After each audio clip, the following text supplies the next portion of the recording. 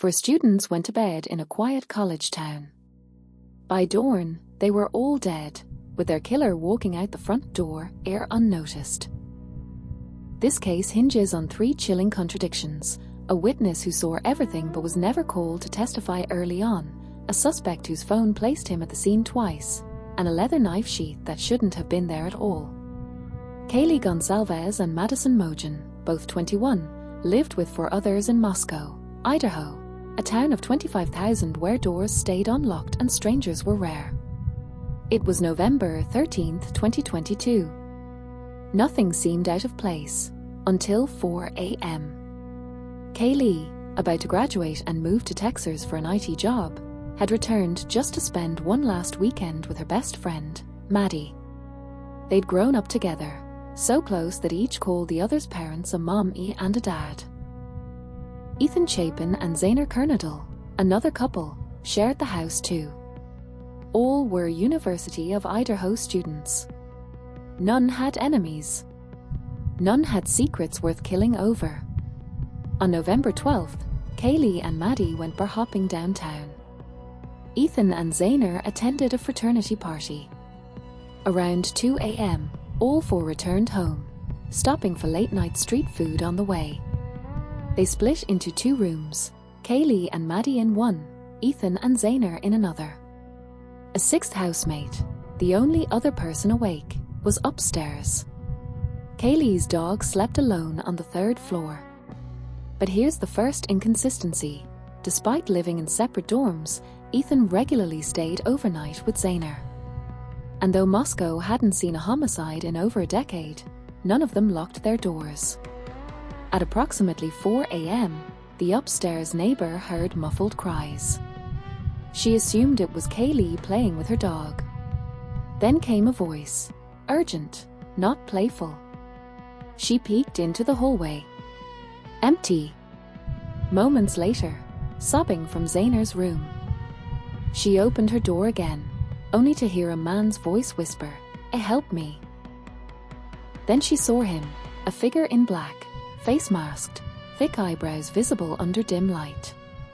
He walked past her room and exited through the 2nd floor glass doors, without looking back.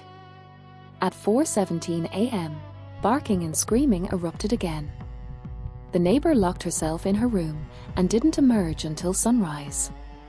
When friends arrived hours later and called 911, police found 4 bodies, all stabbed repeatedly. Kaylee and Maddie appeared to have been asleep. But Ethan and Zainer fought back, defensive wounds on Zainer's hands, Ethan's throat slit. Blood trailed outside the house. Pause, 1.5 seconds. Authorities initially treated it as a targeted attack, possibly drug or relationship related. With no forced entry and no robbery, they assumed the killer was known to the victims. For weeks, there were no suspects, no motive, and no public alerts beyond urging residents to lock doors. But this theory only holds if you ignore one detail: the neighbor's description matched no one in the victim's social circles. And why would a familiar intruder wear a mask? First, police withheld the neighbor's account for weeks, claiming it was to protect her. Yet that silence let the killer roam free for 47 days. Second, on November 29th, investigators identified a suspicious car near the house. By December 7th, it was national news, but they still didn't know the make or model. Only that it belonged to someone with ties to nearby Pullman, Washington. Third, the suspect's phone died in Moscow at 3 a.m., then reconnected at 5 a.m. But it pinged again at 9 a.m., near the murder house. Why return? Because he dropped something, a leather knife sheath. DNA on it partially matched the suspect's father, and fully matched trash he dumped in a neighbor's bin days later. If he was careful enough to clean his car and dispose of evidence off-site, why leave the sheath behind? Theory 1. Bryan Kohberger, 28, acted alone, driven by obsession. Records show he messaged at least one of the victims online. Friends described him as fixated on women who rejected him. He'd written to ex-convicts for criminology research. and claimed to hear voices.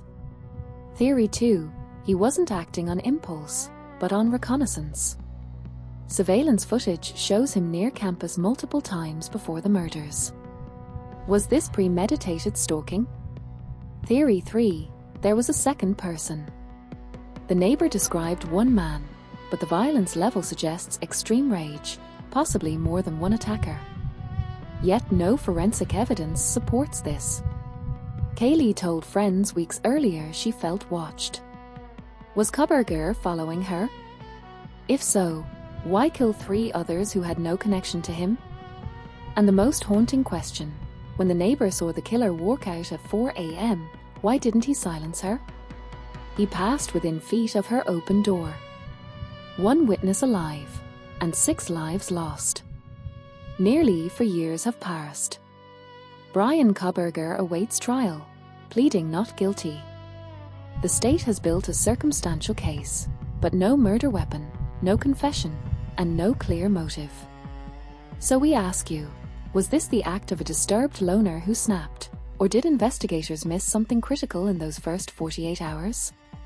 Which detail changes everything for you? And why?